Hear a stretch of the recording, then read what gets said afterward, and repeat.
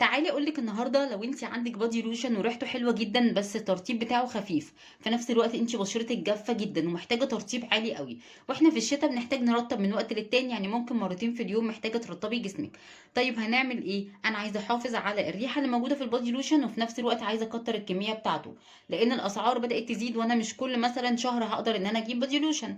وفي نفس الوقت عايزه ترطيب قوي لان ده ترطيبه ضعيف شويه، سواء هو او اي بادي لوشن تاني ترطيبه ضعيف وانت عايزه تقوي ريحته. تعالي اقولك دلوقتي هنستخدم ايه. هنستخدم حاجتين تانيين هنكبر بيهم الكميه، وفي نفس الوقت الكميه بتاعتك هتاخدي لحسه هترطب معاكي افضل من انت ممكن تستخدمي ده مرتين ثلاثه وتلاقي الترطيب بتاعه خفيف جدا، وهنحافظ في نفس الوقت على الريحه اللي احنا عايزينها.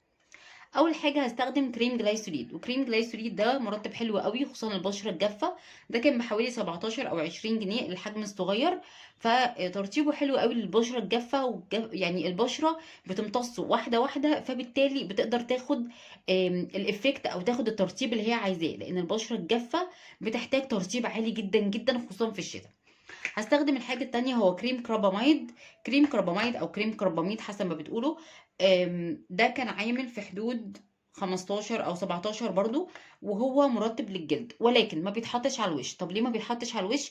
لان ده مقشر. يعني ايه مقشر؟ يعني بيقشر طبقة الجلد الميت اللي بتمنع وصول المرطبات والكريمات التفتيح للجلد الاساسي، فبتقشر طبقة الجلد الميت، فبالتالي لو حطيناه على بشرة وشنا مع الوقت هيعمل لنا التهابات في بشرتنا.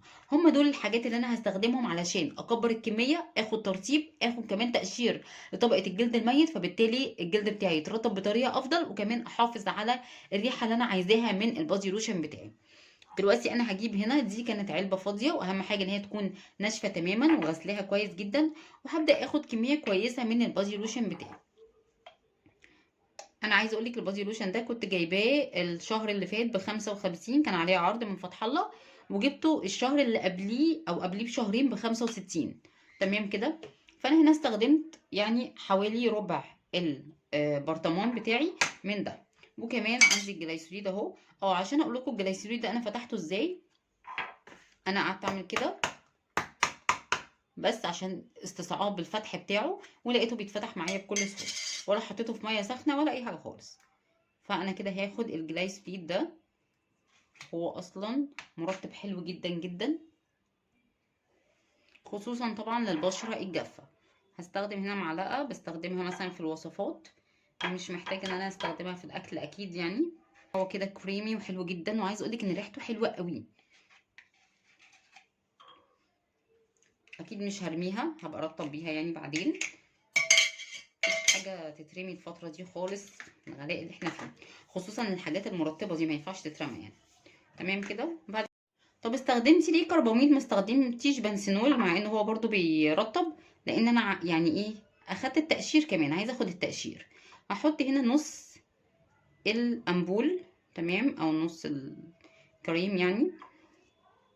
طب انتي كده يعني زودتي الكميه ولا عملتي ايه؟ هقولك عملت ايه.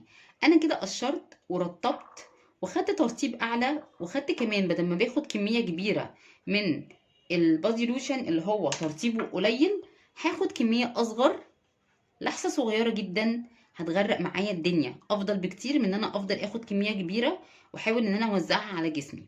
فاهميني؟ يعني ده سمكه تقيل قوي، فلو انا مثلا باخد حته صغيره من ده وهبدا ان انا اوزعها على حته كبيره من الايد، وهيرطب معايا وهيديني ترطيب عالي، في نفس الوقت الريحه بتاعه البادي لوشن محافظه عليها. عكس لو انا خدت حته من ده صغيره، اول ما بحطها اصلا بتتشرب الجسم بسرعه قوي. فتعالي شوفي هنا من هنا، هنا الجسم بتاعي لسه حاجه بسيطه، مش ملمس دهني ولا ملمس ملزق، لا، بس لسه بيتشرب على مهله. احنا محتاجين كده اصلا في فتره الشتاء.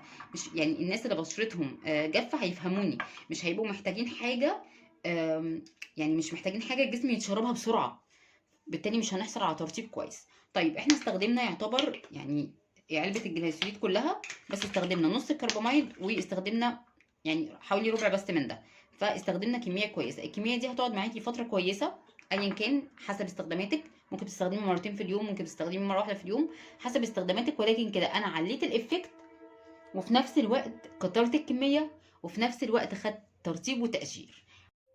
بس كده، لو الفيديو عجبكم ما تنسوش لايك واشتراك في القناه، اترككم في رعايه الله، والسلام عليكم ورحمه الله وبركاته.